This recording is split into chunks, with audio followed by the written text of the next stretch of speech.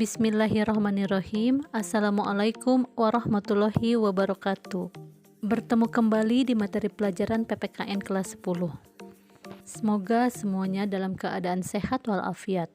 Pada video kali ini kita akan membahas tentang wawasan Nusantara dalam konteks Negara Kesatuan Republik Indonesia bagian kedua. Mari kita simak videonya.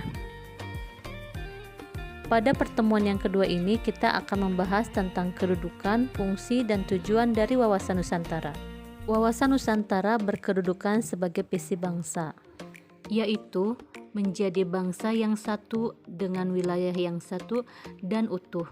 Wawasan Nusantara merupakan ajaran yang diyakini kebenarannya oleh seluruh rakyat Indonesia agar tidak terjadi penyesatan atau penyimpangan dalam upaya mewujudkan cita-cita tujuan nasional.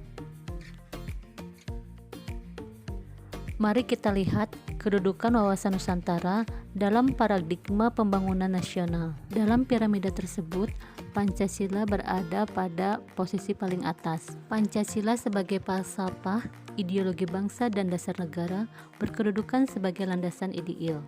Kemudian, Undang-Undang Dasar Negara tahun 1945 adalah konstitusi negara yang berkedudukan sebagai landasan konstitusional.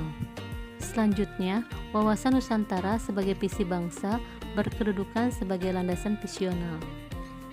Sedangkan ketahanan nasional sebagai konsepsi nasional berkedudukan sebagai landasan konsepsional.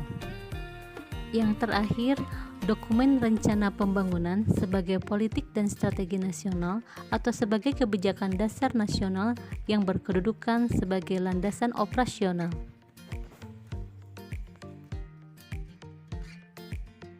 Wawasan Nusantara berfungsi sebagai pedoman, motivasi, dorongan, serta rambu-rambu dalam menentukan kebijakan, keputusan, dan tindakan bagi penyelenggaraan negara dalam kehidupan bermasyarakat, berbangsa, dan bernegara.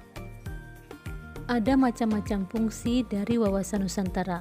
Yang pertama, wawasan Nusantara sebagai konsepsi ketahanan nasional dijadikan konsep dalam pembangunan nasional, pertahanan keamanan, dan kewilayahan. Yang kedua, wawasan Nusantara sebagai wawasan pembangunan mempunyai cakupan kesatuan politik, ekonomi, sosial dan politik, serta pertahanan dan keamanan. Yang ketiga, wawasan Nusantara sebagai wawasan pertahanan dan keamanan negara merupakan pandangan geopolitik Indonesia dalam lingkup tanah air Indonesia sebagai satu kesatuan yang meliputi seluruh wilayah dan segenap kekuatan negara. Dan yang keempat, wawasan Nusantara sebagai wawasan kewilayahan berfungsi dalam penentuan batas kewilayahan agar tidak terjadi sengketa dengan negara tetangga. Sedangkan tujuan dari wawasan Nusantara adalah mewujudkan nasionalisme yang tinggi di segala aspek kehidupan rakyat Indonesia yang lebih mengutamakan kepentingan nasional daripada kepentingan individu, kelompok atau golongan, suku bangsa atau daerah. Kepentingan-kepentingan tersebut tetap dihormati, diakui, dan dipenuhi selama tidak bertentangan dengan kepentingan nasional atau kepentingan masyarakat. Nasionalisme yang tinggi di segala bidang demi tercapainya tujuan nasional tersebut merupakan pancaran dari makin meningkatnya rasa paham dan semangat kebangsaan dalam jiwa bangsa Indonesia sebagai hasil pemahaman dan penghayatan wawasan Nusantara. Alhamdulillah, materi pelajaran kali ini telah selesai. Semoga bisa bermanfaat. Wassalamualaikum warahmatullahi wabarakatuh.